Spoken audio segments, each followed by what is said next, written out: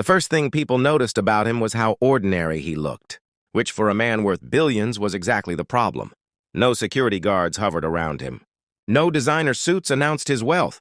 No assistants hurried beside him with tablets and phones. Just a quiet, elderly Japanese man in a simple gray coat standing alone at Gate 42 of Chicago O'Hare Airport. Most people assumed he was someone's grandfather waiting for a delayed flight. His name was Kenji Sato, and almost no one in that crowded terminal had any idea that he owned one of the largest technology companies in the world. Kenji preferred it that way. For 30 years he had built Sato systems from a tiny electronics workshop in Osaka into a global empire that powered hospitals, satellites, and communication networks across 5 continents. But success had slowly stolen something from him. When people recognized him, they stopped seeing him as human. They saw money, opportunity, power. Every handshake carried calculation. Every smile had a price. So now, when he traveled, he dressed simply and walked alone. It was the only way to hear honest voices again. That afternoon, snow pressed against the airport. Windows, while announcements echoed through the terminal. Attention passengers.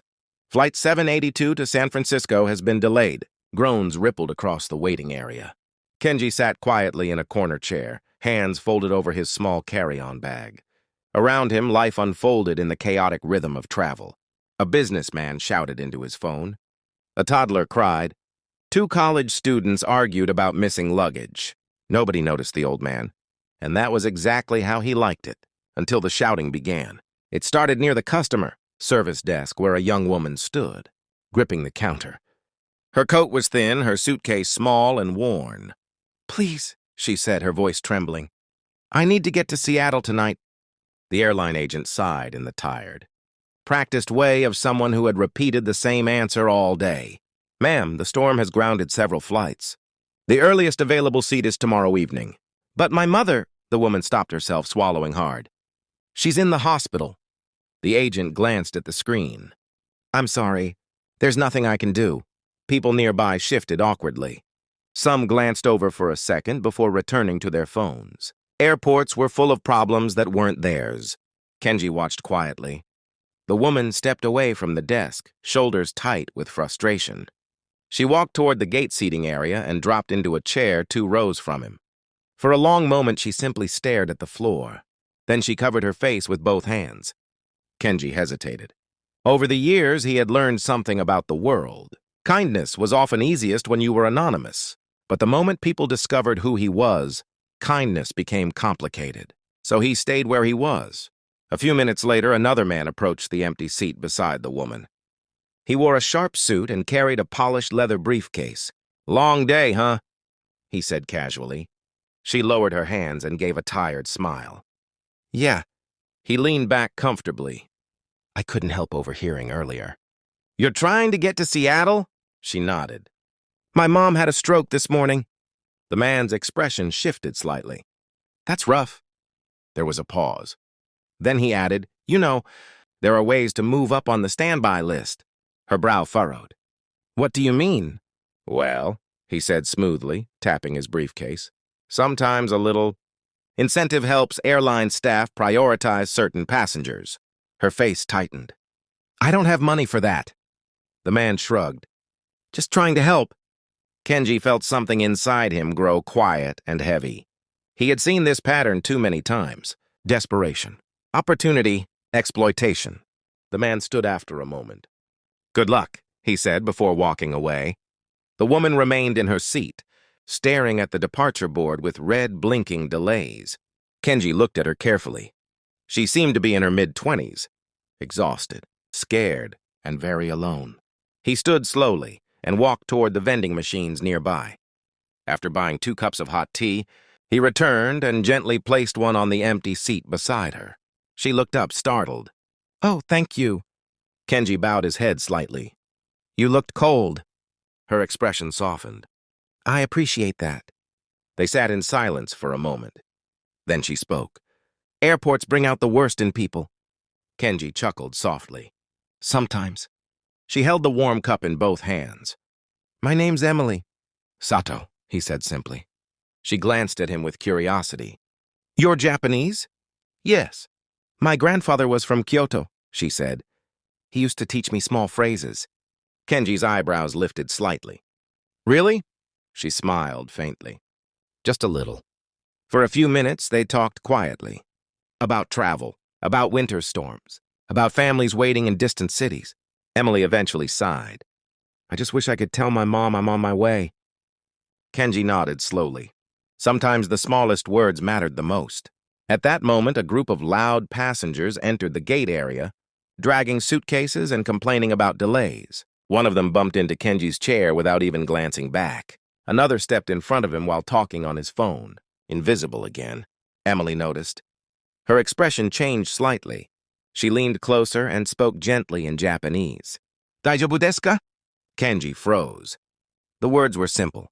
Are you okay? But it wasn't the language that struck him. It was the kindness. She had seen him. Not the coat. Not the age. Him. Kenji slowly turned toward her. You speak Japanese? She laughed nervously. Barely. My grandfather would probably faint hearing my accent. For a moment, Kenji said nothing. Then he asked quietly in Japanese, Why did you ask if I was okay? She shrugged. Because everyone's pushing past you. He studied her face. Most people, when they heard him speak Japanese fluently, immediately started asking questions. Where are you from? What do you do? Do you live here? But Emily didn't. She simply smiled. Did I say it right? Kenji nodded. Yes. A boarding announcement echoed across the terminal. Passengers for Flight 782 to San Francisco, please remain seated. More delays, more groans. Kenji looked down at his watch, then back at Emily. Your mother, he said softly. Which hospital? Harborview Medical Center in Seattle. He nodded thoughtfully. I see. She tilted her head. Why? Kenji smiled faintly. Just curious. 5 minutes later, Kenji quietly stood and walked toward the far end of the terminal. Emily assumed he was heading to the restroom. What she didn't see was the phone he pulled from his coat pocket. He rarely used it. But when he did, the world tended to move. Within 10 minutes, 3 different calls were made across 2 continents. Within 15 minutes, the airline operations manager received a message from corporate headquarters. Within 20 minutes, a private jet company at a nearby hangar received urgent instructions.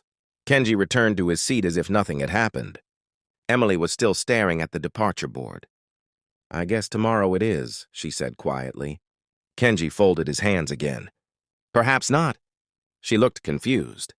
At that exact moment, an airline supervisor walked quickly into the gate area. Excuse me, Emily Parker? Emily blinked. That's me.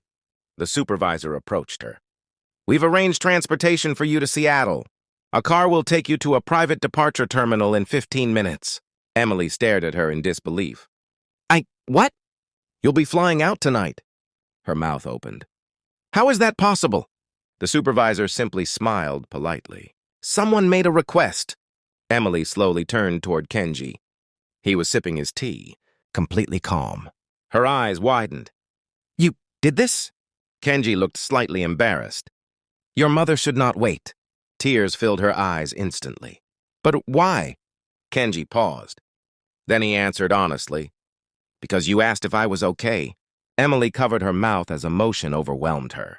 Around them, passengers watched in confusion as the airline supervisor handed her boarding instructions. Emily stood slowly. I don't even know how to thank you. Kenji stood as well. You already did. She hesitated. What do you mean? He smiled gently. In a crowded room. You were the only one who spoke with kindness. Emily stepped forward and hugged him tightly. For the first time in many years, Kenji Sato felt something rare and quiet settle in his chest. Not admiration, not respect. Something far more valuable, human connection. As Emily walked toward the exit with the supervisor, she turned back one last time. Goodbye, Mr. Sato. Kenji bowed slightly. Safe travels. Moments later, she disappeared into the corridor. The gate area returned to its usual chaos. Passengers complaining, phones ringing, announcements echoing. And in the middle of it all sat an elderly man in a gray coat. Invisible again, but smiling. Because sometimes the greatest fortunes in life weren't measured in billions. Sometimes they were measured in 4 simple words spoken with genuine care. Are you okay?